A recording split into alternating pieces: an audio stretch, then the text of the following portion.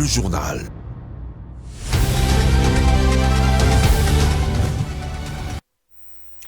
« 19h à Kinshasa, mesdames et messieurs, bonsoir et bienvenue dans cette grande édition du journal sur Mondico Télévision. Le président de la République démocratique du Congo, Félix Tshisekedi, a échangé le jeudi 23 mars avec François-Xavier Dieudonné, administrateur du parc d'Evirunga, et Joe Indekyu, ambassadeur de Belgique en RDC, sur un projet de coopération entre le parc d'Evirunga et l'Antoto du Sud-Soudan. Les chefs de l'État s'est entretenu ensuite avec Madame Lucy Tamlin, ambassadeur des États-Unis d'Amérique en RDC, sur quelques sujets d'intérêt commun et sur la coopération, voulais-je dire, bilatérale dans de nombreux domaines. Viningalu Junior nous signe ce commentaire.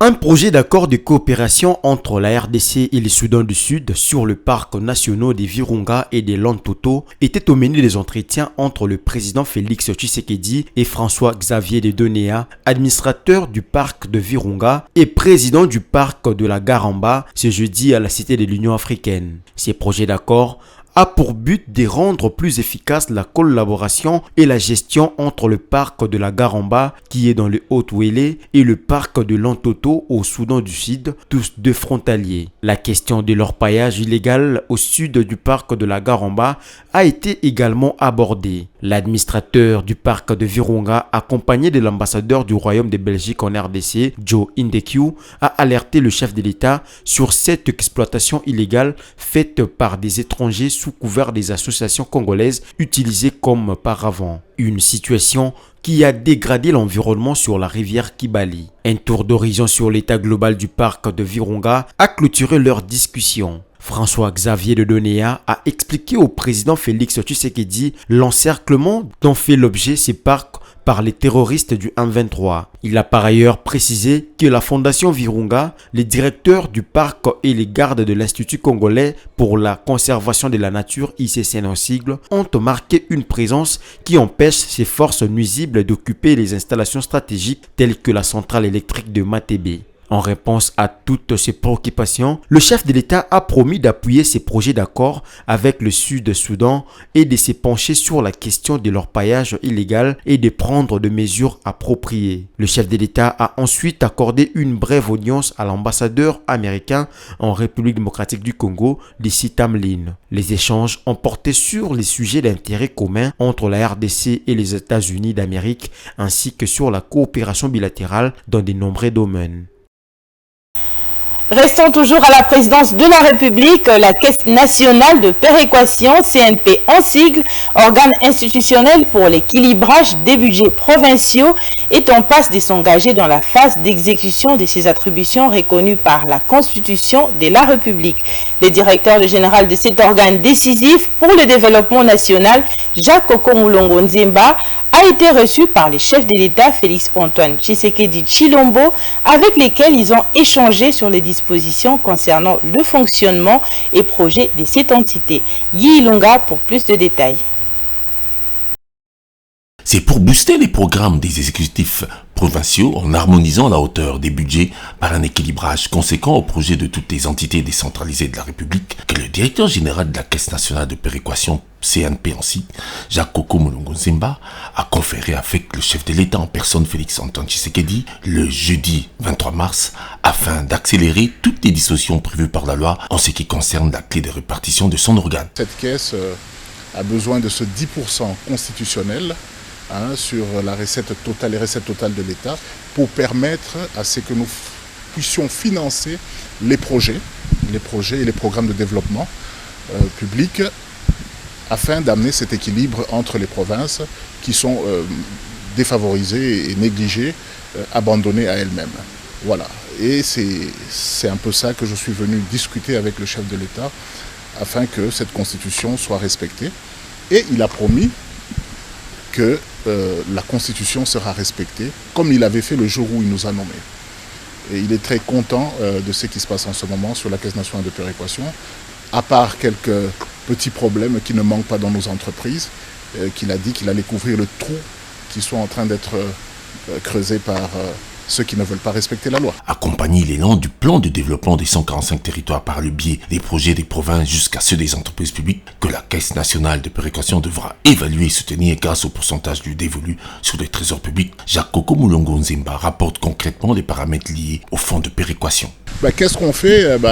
Premièrement, nous avions été invités par le Parlement à Béatrice afin de trouver une solution sur nos prévisions budgétaires. Voilà, le président de la République a promulgué la loi des finances, et ce qui fait que nous connaissons au moins notre fonds de péréquation, donc ça signifie les 10%.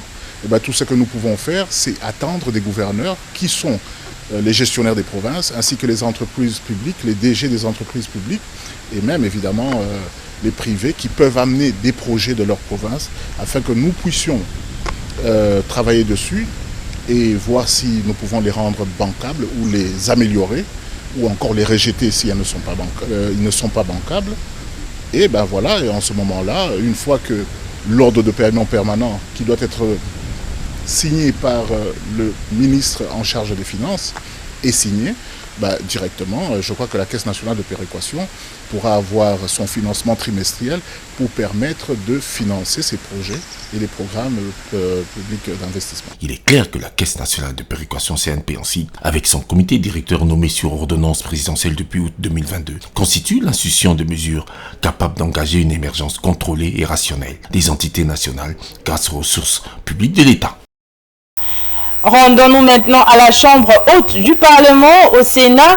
Avant-dernière session de la législature en cours, la session de mars sera essentiellement législative avec un accent particulier sur le contrôle parlementaire. C'est ce qui se dégage de l'adoption le jeudi 23 mars à l'unanimité de l'avant-projet du calendrier de cette session au cours de la conférence des présidents organisée par la Chambre haute du Parlement sous la direction de Modeste Bahati Lukwebo. Suivez.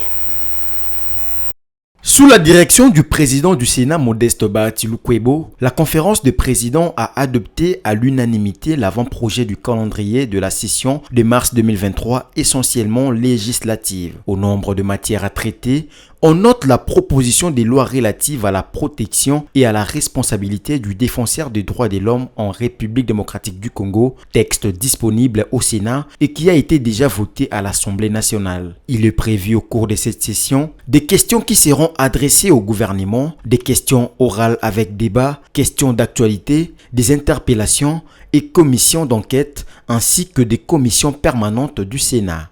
Toutes ces matières feront partie de cette session. Et nous avons plusieurs matières dans toutes les commissions et vous aurez plus de détails après l'adoption du calendrier de cette session. À noter que pour cette session, le président de la République a sollicité une seconde délibération sur la loi modifiant et complétant l'ordonnance loi numéro 89-031 du 7 août 1989 portant création de la taxe de promotion de l'industrie dont la proposition a été examinée en première lecture par la commission mixte ECOFIN Infrastructure du Sénat lors de la session de septembre 2022.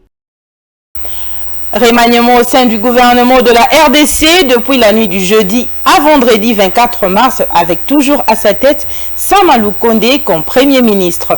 Le gouvernement Sama 2 est composé de 57 membres et connaît l'entrée de 2 têtes d'affiche dont 2 vice-premiers ministres, Jean-Pierre Bemba à la défense et Vital Kamerhe à l'économie pour établir la sécurité et asseoir l'économie nationale. Renta Luyela pour le commentaire.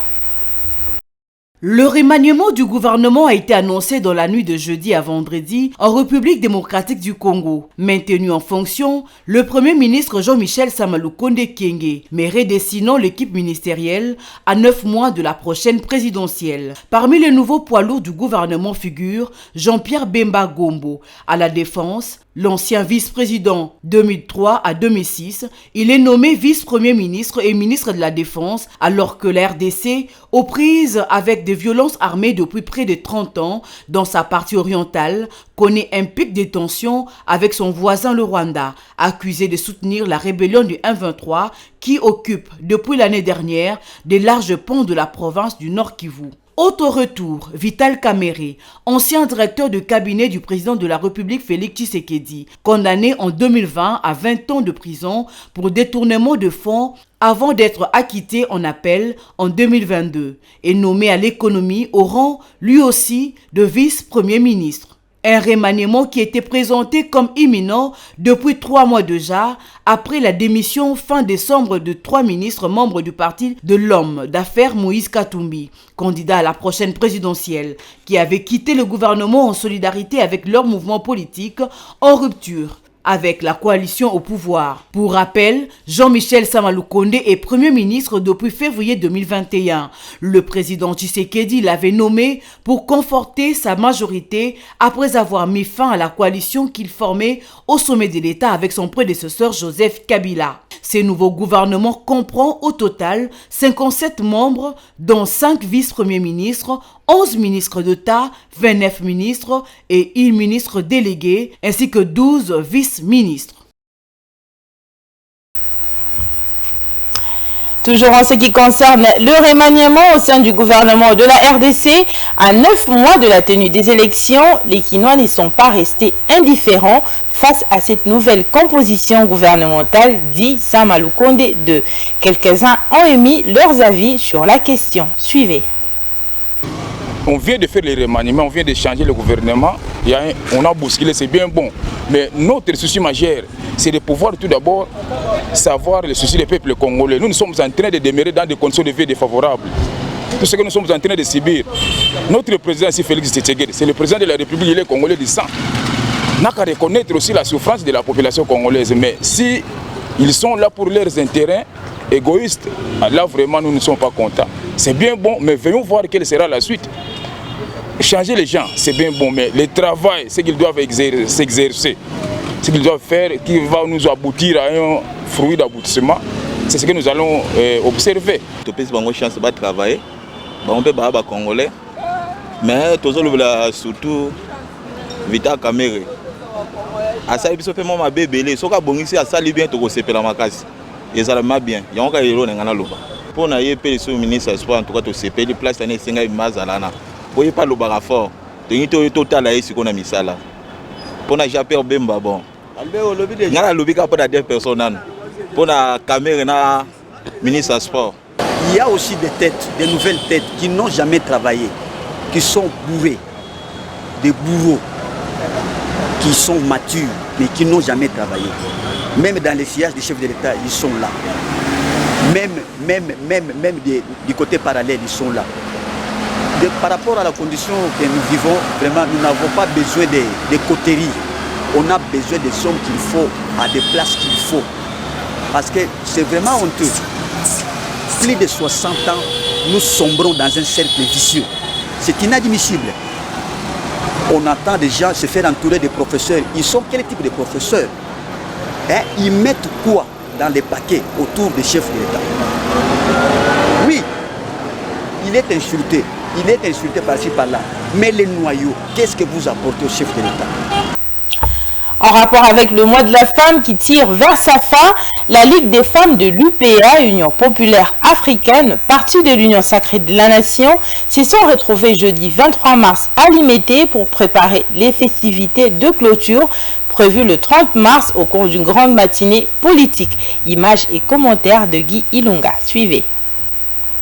Intégrer la nature, le sens réel des termes du thème consacré au mois de la femme, telle est en substance la portée au centre de la réunion préparatoire organisée par la Ligue des femmes de l'Union populaire africaine UPA en CID, qui entendent en discuter le 30 mars prochain au cours d'une activité en raison de la clôture des festivités du mois en question. Oui, pour les femmes à l'UPA, nous voulons clôturer le mois. Nous n'avons pas voulu aller vaille que vaille le 8 mars comme toutes les femmes. Au lieu de raisonner ce qu'ils peuvent faire en tant que femmes, et ils aillent pour s'enivrer, porter le pagne, ce qui ne profite à rien. Mais nous, en tant que femmes du pays, femmes dynamiques, nous avons voulu rester avec deux femmes et raisonner ensemble autour de la table pour savoir qu'est-ce que nous pouvons faire en tant que femmes de l'UPA. Les femmes doivent prendre conscience, à savoir qu'ils ont la capacité de changer son environnement, pourquoi pas une nation. Satisfait de cette initiative des femmes de la Ligue du Parti, le secrétaire national en charge de la mobilisation à l'UPA, Justin Yolo-Limite, a salué et assuré de son adhésion à cette démarche. L'UPA envisage une matinée politique ou une conférence des mamans qui s'intitule IPA Femmes Fortes, Femmes Dynamiques. Et à l'occasion, on va expliquer un peu à la femme de l'IPA son rôle dans la société congolaise et c'est à quoi elle est appelée à faire, parce que nous sommes un parti qui prône les valeurs, un parti politique qui met l'homme au centre. Et comme c'est le mois de la femme, nous sommes en train de promouvoir la femme congolaise et la femme de l'UPA en particulier. Ces femmes de l'UPA, parties alliées dans l'union sacrée de la nation, toutes derrière leur autorité morale, à savoir Madame la professeure d'université Marie Nyangendambo, entendent aussi tout mettre en œuvre pour accompagner les actions du chef de l'État sur toute étendue du terrain national et lui assurer une victoire aux élections de décembre 2023. En société, l'opération Coup de poing se poursuit dans la ville de Kinshasa, précisément dans la commune de Bumbu. Franck Chimwana Katumba, vice-bourgmestre de cette municipalité, était sur terrain le mercredi 22 mars. Ces actions portaient sur la lutte contre les marchés pirates et les constructions anarchiques. Rose Kindela et Vitempanzu étaient sur place.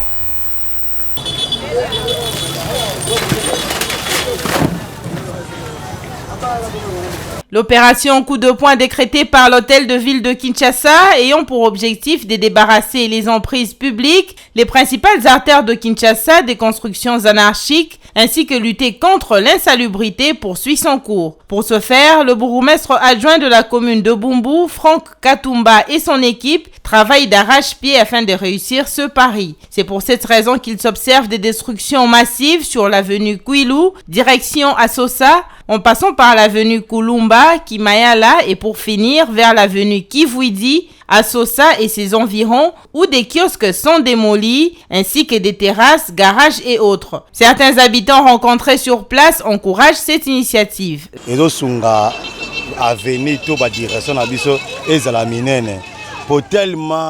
Cette initiative est bonne et nous jeunes de Bumbu, nous encourageons et depuis longtemps on cherche les gens qui vont nous encadrer afin d'évoluer notre commune.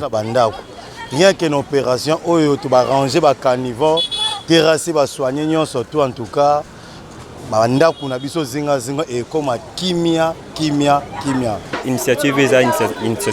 cette opération de coup de poing, c'est une bonne idée et ça va nous aider. Et nos avenues deviendront grandes et la circulation sera normale. Vraiment opportunité pourquoi d'être jeune. Et puis tant que tout ça la bateau ba au cadre bisoté ba ozong c'est son antelati donc commune nous a toujours dans ozong asima et puis zo bima ko bisotou tout ça ndenge moko. La deuxième personnalité de Bumbu invite les propriétaires des boulangeries, des véhicules abandonnés, de les débarrasser afin de se conformer à l'opération Kinshasa-Bopeto. C'est juste que la population de la commune de Bumbu ont du mal d'abord à comprendre le message, coup de poing, et puis ensuite ils sont un tout petit peu têtus. Donc ils répondent difficilement par rapport à ce qu'on est en train de faire. Mais on s'est décidé de ne pas lâcher. Donc on va aller jusqu'au bout, jusqu'à ce qu'ils vont comprendre que l'opération coup de poing ne vient pas de moi, ni de maman Marie, mais ça vient plutôt de l'excellence Gentini Ngobila, notre gouverneur de la ville. La population de Bumbu, n'ayez pas peur. Ça veut dire que l'opération coup de poing n'est pas là pour vous faire du mal. C'est juste pour vous aider à comprendre. C'est juste pour rendre aussi la ville propre. Juste pour assainir la ville, pour que là où il y a des gens qui ont érigé sur la route ou soit sur les caniveaux, c'est juste pour les empêcher de ne pas le faire, mais d'éviter cela. C'est pour rendre simplement la ville propre ou comment on appelle ça, notre commune propre. Il s'y est de signaler que cette opération se poursuit dans toute la commune de Bumbu afin de redorer l'image de cette municipalité. Qu'en est-il de la mise en vigueur de la nouvelle grille tarifaire de transport en commun dans la ville de Kinshasa, rendue publique par l'hôtel de ville de Kinshasa depuis le 13 mars dernier? Henri Lissimbu, président provincial de l'association des chauffeurs du Congo, ASECO en sigle ville de Kinshasa, répond à cette question en duplex. Jocelyne Massiala. Par rapport à la nouvelle grille tarifaire, telle que signée par le gouverneur de la ville avait posé des problèmes parce que c'est une grille que nous avons proposée à l'autorité il y a presque 5 mois de cela, alors qu'il y a des paramètres qui ont changé, mais malheureusement, on a mis sur la table du gouverneur de la ville un document que je peux considérer d'obsolète. Et voilà que les chauffeurs, quand ils ont revendiqué, le gouverneur de la ville, sensible aux préoccupations ou aux doléances des chauffeurs, a demandé à ce qu'on puisse retoucher cette grille tarifaire. C'est ce qui est en train de se faire. On est en train de retoucher et nous attendons, lorsque nous aurons terminé, nous mettrons la proposition de la nouvelle grille tarifaire sur la table du gouverneur de la ville. C'est à lui le dernier mot. Donc, dès que cette grille tarifaire telle que modifiée sera acceptée par le gouverneur de la ville, alors le gouverneur de la ville va procéder par une publication, par arrêté. Donc, c'est à ce moment-là que cette grille tarifaire sera mise en application. Donc, le travail est en train de se faire. Et incessamment, je pense que le gouverneur de la ville, qui est aussi sensible aux doléances des Quinois, ne tardera pas à signer un document qui reflète la réalité et qui satisfasse tout le monde.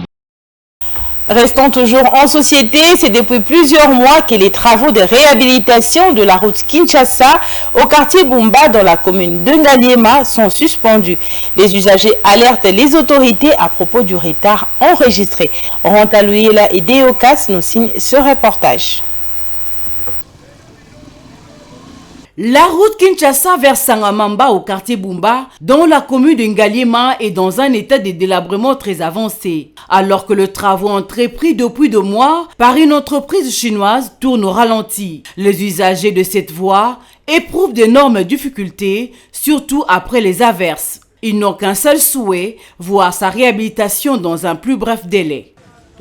La route Ouzolana semble être oubliée par les autorités, alors qu'une entreprise chinoise avait gagné le marché et le fonds ont été décaissés par le gouvernement provincial. Malheureusement, les travaux tournent au ralenti, car par semaine, ils le font 2 à 3 fois seulement.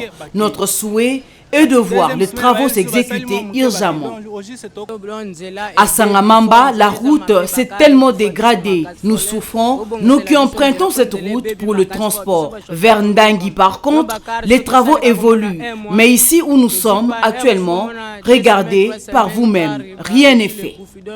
Signalons que cette route quitte l'UPN vers Sangamamba. Une fois réhabilitée, elle peut conduire jusqu'à Pompage, toujours dans la commune d'Ngaliema. Oui, nous pouvons mettre fin à la tuberculose. C'est les thèmes retenus cette année pour la célébration de la journée mondiale contre la tuberculose. Cette célébration est une occasion pour sensibiliser l'opinion publique aux conséquences dévastatrices de cette maladie. Plus de détails dans cet élément de Martin KMB. Le 24 mars de chaque année, la communauté internationale célèbre la journée mondiale de la tuberculose. Pour cette année 2023, le thème retenu est « Oui, nous pouvons mettre fin à la tuberculose ». Il relaie un message d'espoir. Oui, il est possible de se remettre sur la bonne voie et de faire reculer l'épidémie de tuberculose en mobilisant les dirigeants de haut niveau, en augmentant les investissements, en favorisant une adhésion plus rapide aux recommandations de l'Organisation mondiale de la santé, en adoptant les innovations et en engageant une collaboration multisectorielle. Cette année 2023 est décisive pour faire avancer la lutte et libérer le monde de cette maladie. Plusieurs occasions seront données à haut niveau pour améliorer la visibilité, renforcer l'engagement politique et accroître les investissements pour combattre la tuberculose. Ainsi, le chef d'État se réuniront pour examiner le moyen d'accélérer les efforts visant à y mettre fin pour la 2e fois lors de la réunion de haut niveau des Nations Unies sur la tuberculose qui se tiendra à l'Assemblée générale en septembre 2023. La réunion des Nations Unies sur la tuberculose se tiendra parallèlement à 2 autres réunions de haut niveau consacrées à la couverture sanitaire universelle et à la préparation aux pandémies. Il existe de liens évidents entre les ordres du jour de ces 3 manifestations. La priorité que le chef d'État et les autres dirigeants accordent ainsi à la tuberculose donne une forte impulsion pour agir plus vite face à cette maladie ancienne. Cette année, la journée mondiale de lutte contre la tuberculose sera d'abord l'occasion d'appeler le pays à accélérer le progrès dans la perspective de la réunion des États-Unis. Dans la perspective de la réunion de haut niveau des Nations Unies sur la tuberculose qui se tiendra cette année en 2023. L'OMS et ses partenaires lanceront également un appel à l'action aux États membres qui accélèrent et déploient de nouveaux schémas thérapeutiques de plus courte durée, administrés exclusivement par voie orale, recommandé par l'OMS contre la tuberculose pharmaco-résistante. Le 24 mars de chaque année, nous célébrons la journée mondiale de lutte contre la tuberculose pour sensibiliser l'opinion publique aux conséquences sanitaires, sociales et économiques dévastatrices de cette maladie et pour intensifier l'action visant à mettre fin à l'épidémie mondiale. Cette date correspond au jour où, en 1882, le docteur Robert Koch a annoncé qu'il avait découvert le bacille à l'origine de la tuberculose et a ainsi permis d'envisager, de diagnostiquer et de guérir la maladie. Cet élément marque la fin de cette grande édition du journal. Merci de votre attention soutenue et bonne suite de programme sur votre chaîne Mondico Télévision, une pensée en écrit.